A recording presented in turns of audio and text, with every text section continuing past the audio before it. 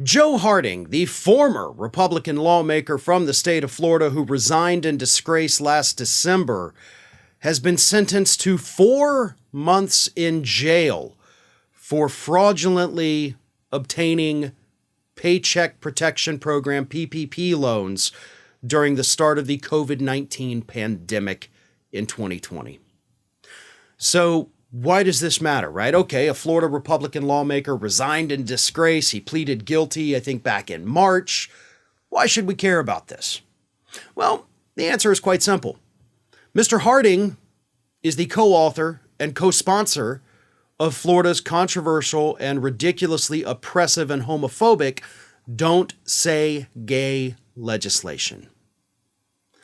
Now, let me tell you first and foremost what Mr. Harting pleaded guilty to.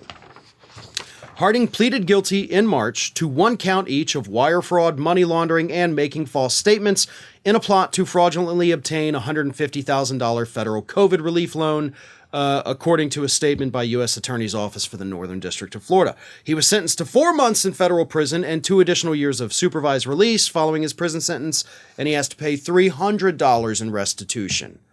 Got a $150,000 loan fraudulently, has to pay $300 in restitution.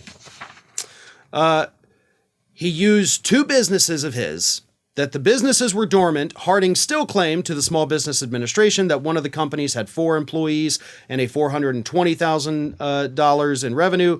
The other had 2 employees, he said, and had $392,000 in revenue, according to authorities. And of course, those claims were not true.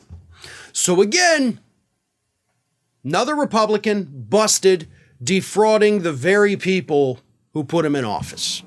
But that's just part of the story, as I said, right? Because the bigger part of the story is that the Paycheck Protection Program, the PPP loans, the deadline to submit a claim to even get a PPP loan was May 31st of the year 2021.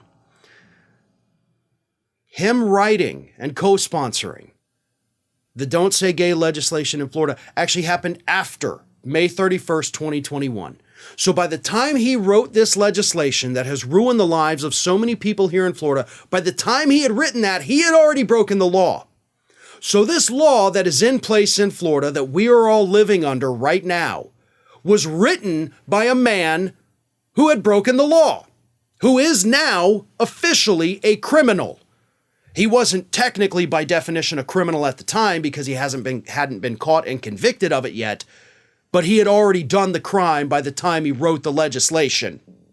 And there's nothing we can do about that. We are living under this law that, again, is ruining people's lives every day. And it was written by a man who's now a criminal.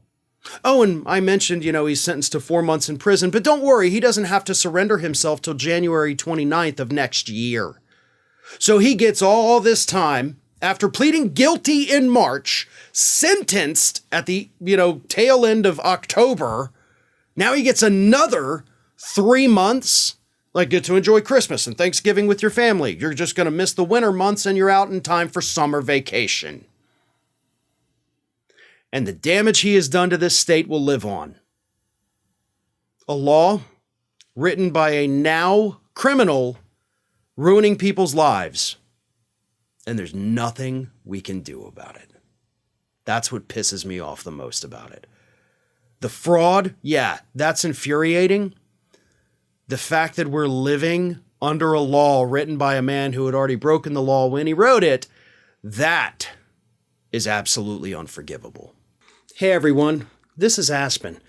And did you know that for the low cost of $0 per day, you can subscribe to the Fair and Balanced YouTube channel. We also encourage you to like, comment, and share. But again, click that subscribe button and help Aspen not be so grumpy.